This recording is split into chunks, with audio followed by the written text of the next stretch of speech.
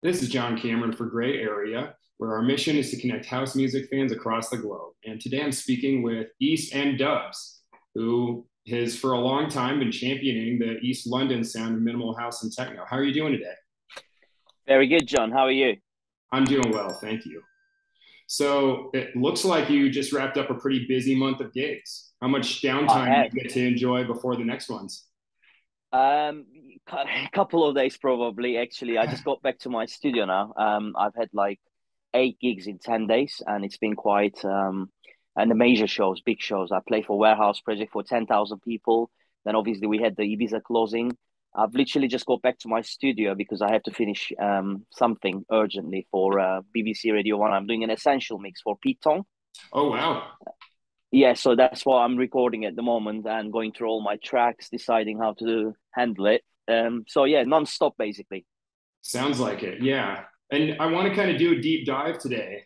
I want to hear who you were before music, how you got into music. Give me the whole journey, just like of you as an artist.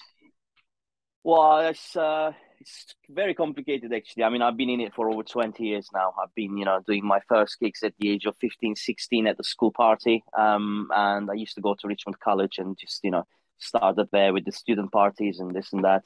And moved my way up all the way here. So I've studied kind of competing. Um, then when I graduated, I started working as an IT manager for a big company. Then the company went bust. Then I said, okay, I'm going to take some time out and fully focus into music. And this has been my journey for the past 12 years, literally non-stop gigging. But, I've been doing music for over maybe 20 years now.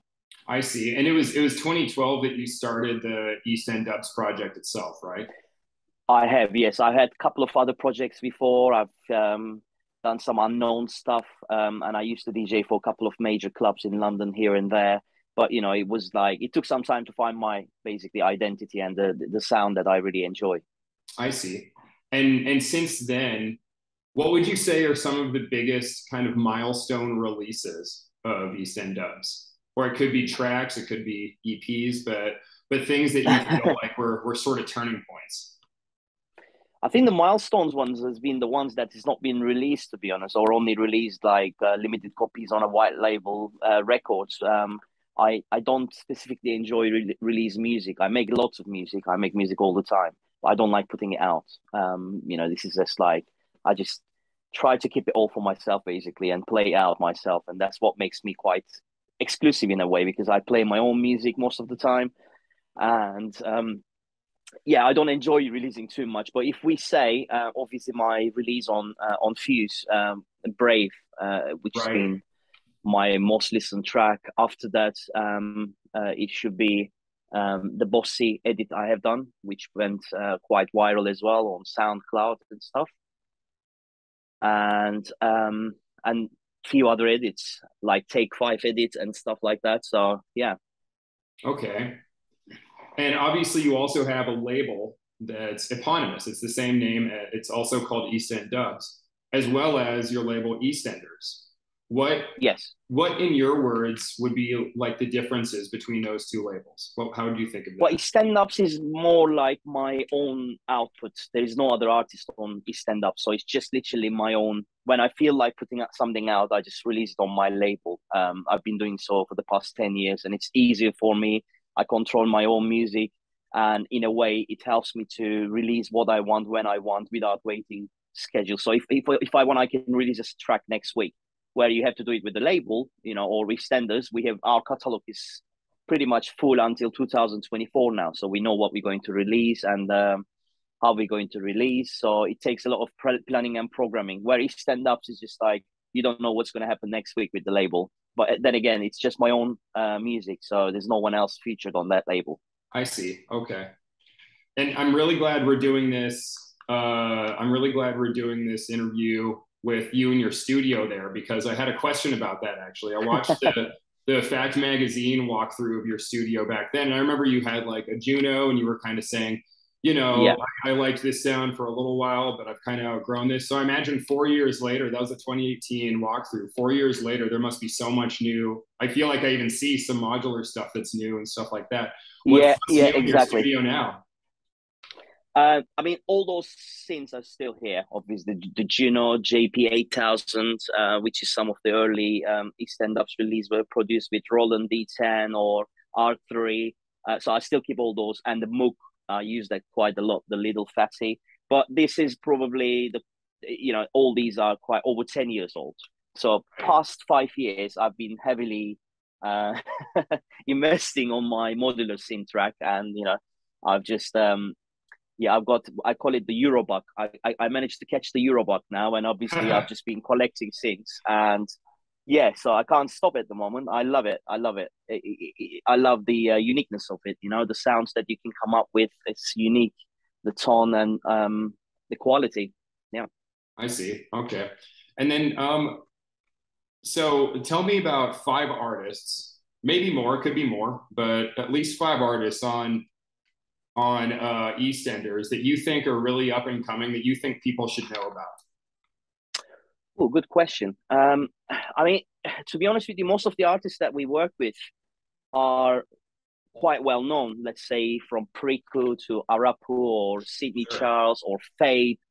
But we've been recently working with an artist from Argentina called Riggs, and he seems to be ticking all the boxes right now. And he's got he knows his groove, and he's producing this incredible music.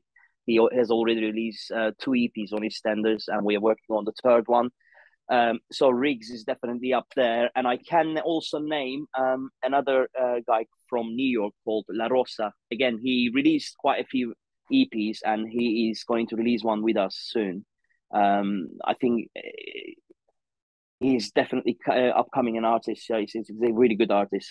Yeah, Okay, cool. And I'm then not sure if I can name five no because problem. we don't release too many records, and all the other boys are well known in the scene. So I don't want to say any other guys because they're well established artists. That's totally understandable. Yeah. And then I noticed you've been a little bit quiet on the release front lately. Or maybe they're just is it maybe it's just that you're kind of cutting all of your own stuff just as white labels just so you can play it out yourself and everything like that. Do you have No, anything? that's not the main reason. Actually, what I'm doing, I'm working on my album. So I Okay. haven't had a proper release for probably 2 years now. So it's quite a long time for an artist like me who produce a couple of tracks every week. So I've got lots of stuff in the back, but I'm getting ready for my album.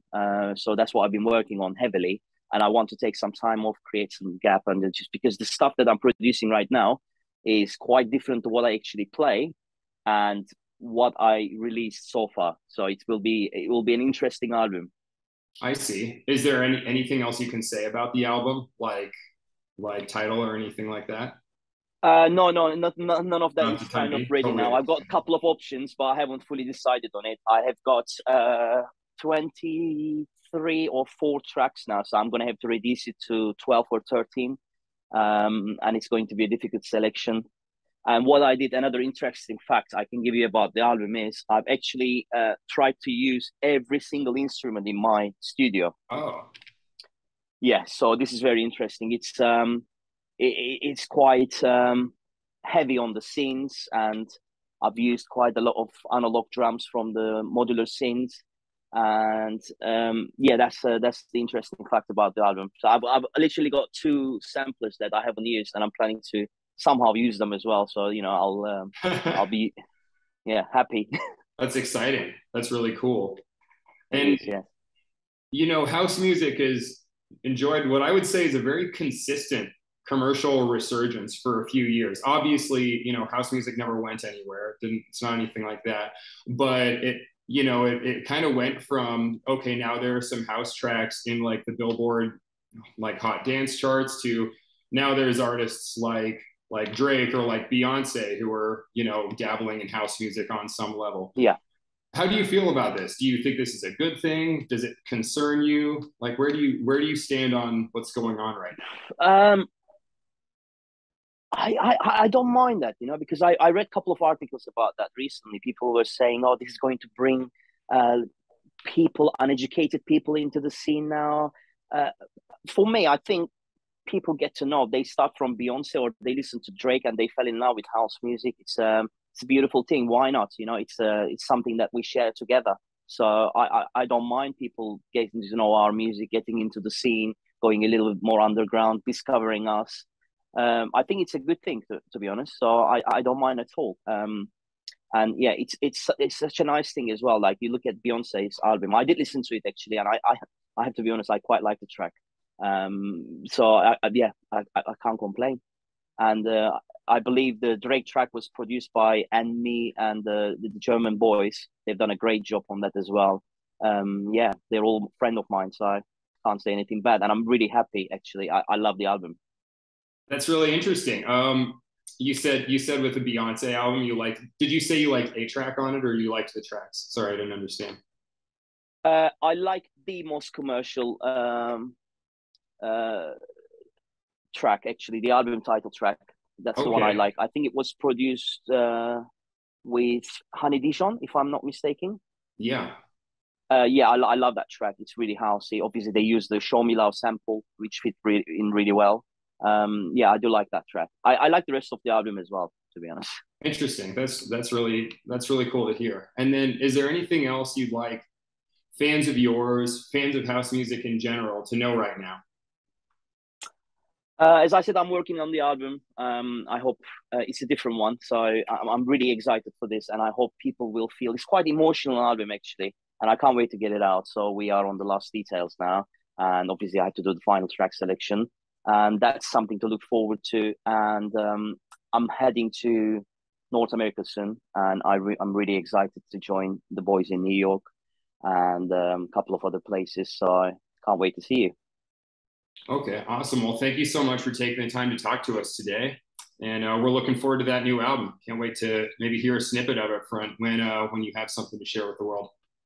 100%. Thank you very much for having me, John. Absolutely.